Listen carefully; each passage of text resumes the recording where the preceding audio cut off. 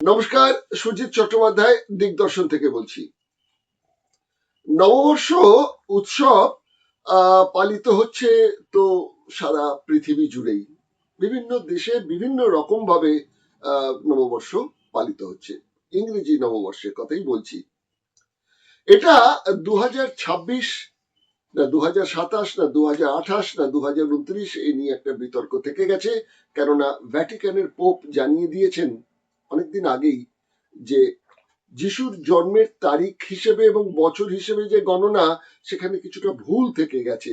সুতরাং যিশুর জন্ম এখন যে হিসেবটা ধরা হচ্ছে তার আরো 3-4 বছর আগেও হতে পারে।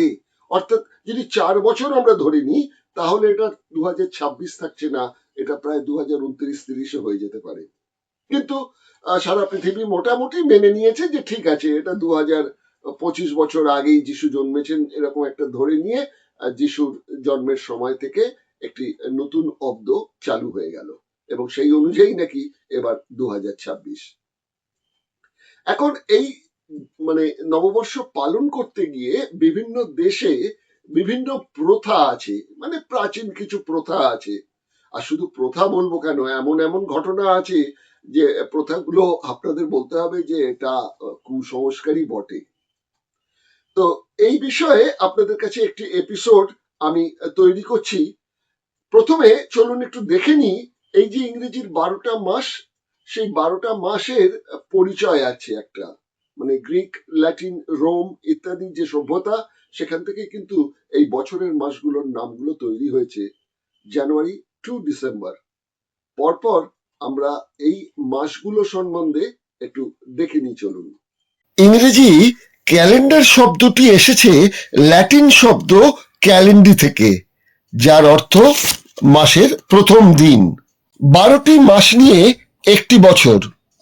দেখা যাক এই 12টি মাসের নামকরণের পেছনের ইতিহাসটা কি। জানুয়ারি, জানুস নামে এক রোমান দেবতার নামে জানুয়ারি মাস। প্রচলিত বিশ্বাস, দেবতা জানুসই গড অফ ডোরস, ভূত ভবিষ্যতের দেবতা, দুদিকে দুটি মুখওয়ালা দেবতা। ফেব্রুয়ারি, পাশ্চাত্যে একসময় বসন্তকালে এক উৎসব হতো, যে উৎসবের নাম ছিল ফেভলুয়া। বাড়িঘর পরিষ্কার করা হয়, বিশ্বাস ছিল এই শোধনে মানুষের আত্মা ও মনেরও শুদ্ধিকরণ হয়। সেই থেকেই মাসের নাম ফেব্রুয়ারি। মার্চ, মার্চ মাস প্রসঙ্গে দুটি তত্ত্বই গড়ে উঠেছে রোমান যুদ্ধ দেবতা মার্সের নামে। এই মাসে প্রধানত ঝড় ওঠে। এই হিংস্রতাকে তুলনা করা হতো মার্সের সঙ্গে। এই মার্চ মাস থেকেই আগে শুরু হতো রোমান বছর। এই যুদ্ধ দেবতা মার্সের নামেই মার্চ মাস। এপ্রিল, এপ্রিল নাম নিয়েও আছে দ্বিমত। কেউ বলেন ল্যাটিন শব্দ এপ্রি অর্থাৎ 2, বছরের দ্বিতীয় মাস হিসেবে তাই নামকরণ হয়েছিল এপ্রিল। কেউ বলেন ল্যাটিন শব্দ অ্যাপিরিয়ে মানে ফোটা, এই মাসে ফুল ফুটতে শুরু করে, তাই রোমান দেবী আফ্রোদিতির স্মরণে রেখেই এই এপ্রিল মাসের নামকরণ। মে, রোমানদের এক দেবীর নাম মেইয়া, দেবরাজ অ্যাটলাসের কন্যা।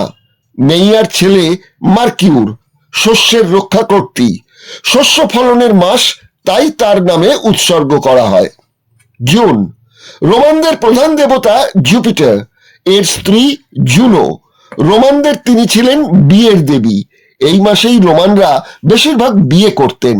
দেবী জুনোর নামেই তাই জুন মাস। জুলাই, খ্রিস্টপূর্ব 45 সালে রোমান সম্রাট জুলিয়াস সিজার যে ক্যালেন্ডারের প্রচলন করেছিলেন তার নাম ছিল জুলিয়ান ক্যালেন্ডার। তার নামেই জুলাই মাস। আগস্ট, ল্যাটিন ভাষায় যাকে সেক্সটিলিয়া বলা হয়। জুলিয়াস সিজারের উত্তরাধিকারী ছিলেন আগাস্টাস সিজার। ধারণা, খ্রিস্টপূর্ব 8ম সাল নাগাদ আগাস্টাসের নাম অনুসারে এই মাসের নামকরণ করা হয় অগাস্ট। সেপ্টেম্বর, ল্যাটিন ভাষায় সেপ্টেম মানে 7।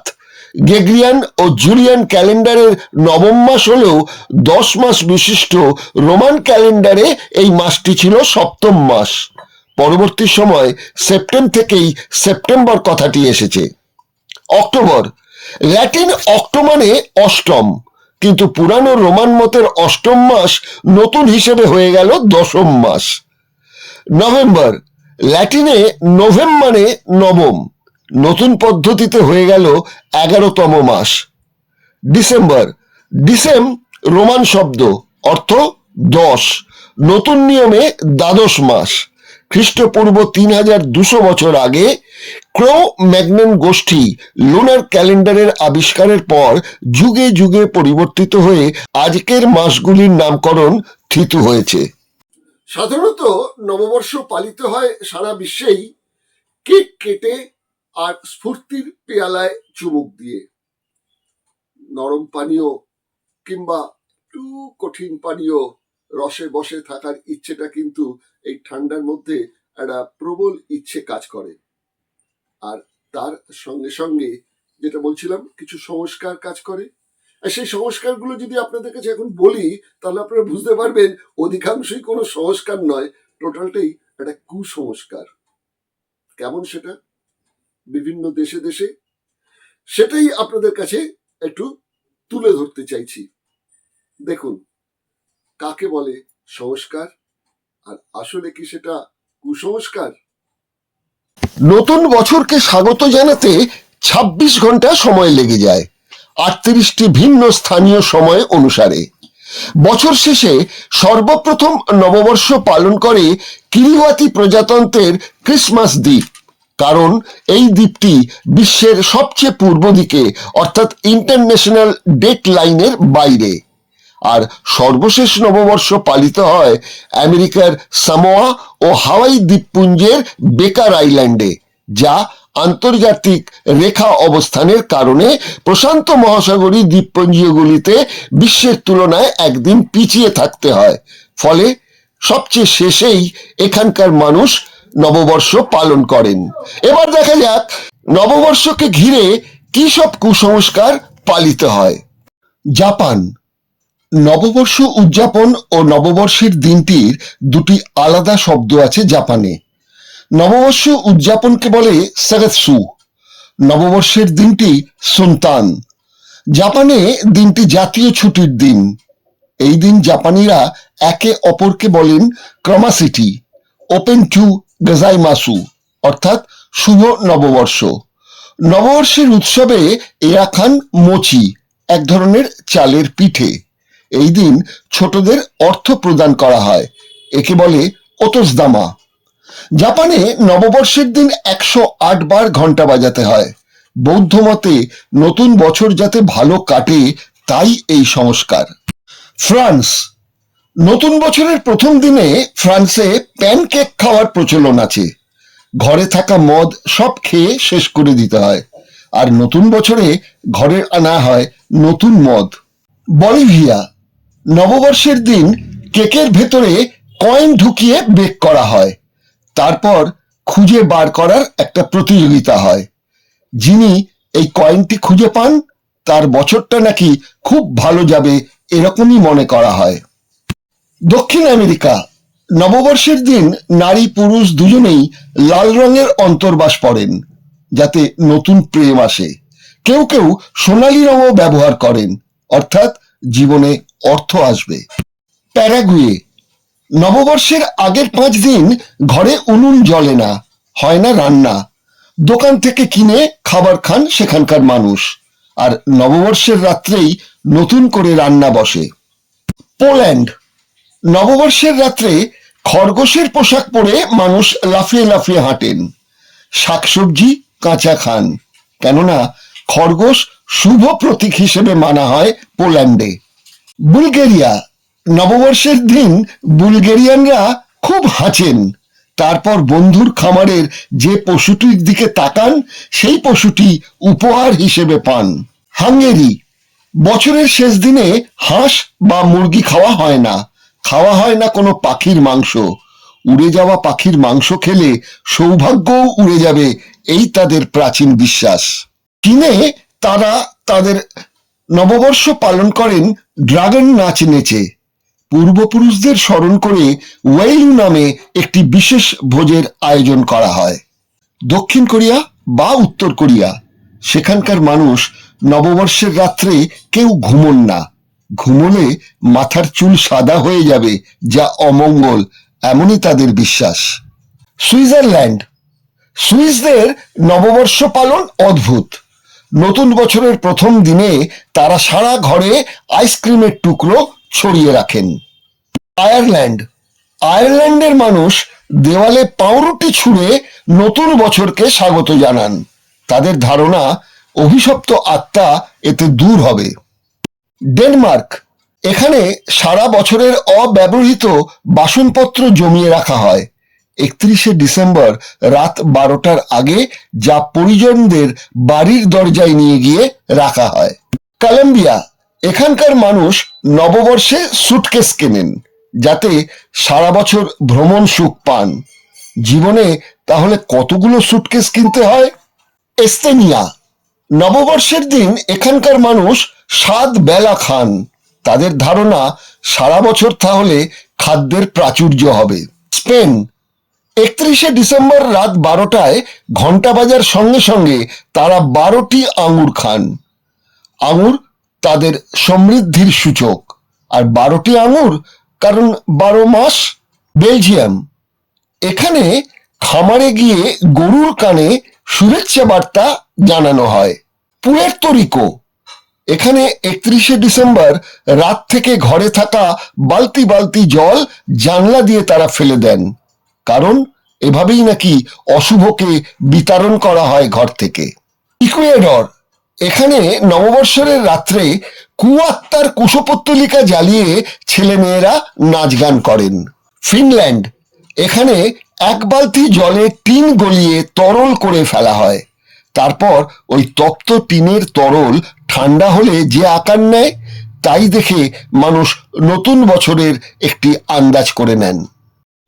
আমেরিকা, আমেরিকায় 31শে ডিসেম্বর রাত্রে আমেরিকানরা মানিব্যাগে একটি নতুন কয়েন রাখেন। তার সঙ্গে সঙ্গে কয়লা, রুটি এবং কিছু লবণ নিয়ে আসা একটি কালো চুলের মানুষকে তারা নেমন্তন্ন করেন, সেটাই নাকি তাদের জন্য শুভ। জার্মানি, জার্মানির মানুষ 31শে ডিসেম্বর রাত্রে তাদের মানিব্যাগে একটি কার্প মাছের আঁশ রাখেন এবং অবশ্যই বাঁধাকপির আচার খান। সংস্কারই বলুন আর কুসংস্কার বলুন, যেটা যেভাবে দেখবেন আপনারা, তা তো শুনলেন। কিন্তু এই যুক্তিবাদী এবং বিজ্ঞান মনস্ক মানুষ যদি হন, তারা এই সংস্কারগুলোর পেছনে একটা কুসংস্কারই কাজ করছে বলে তারা কিন্তু দাবি করে থাকেন।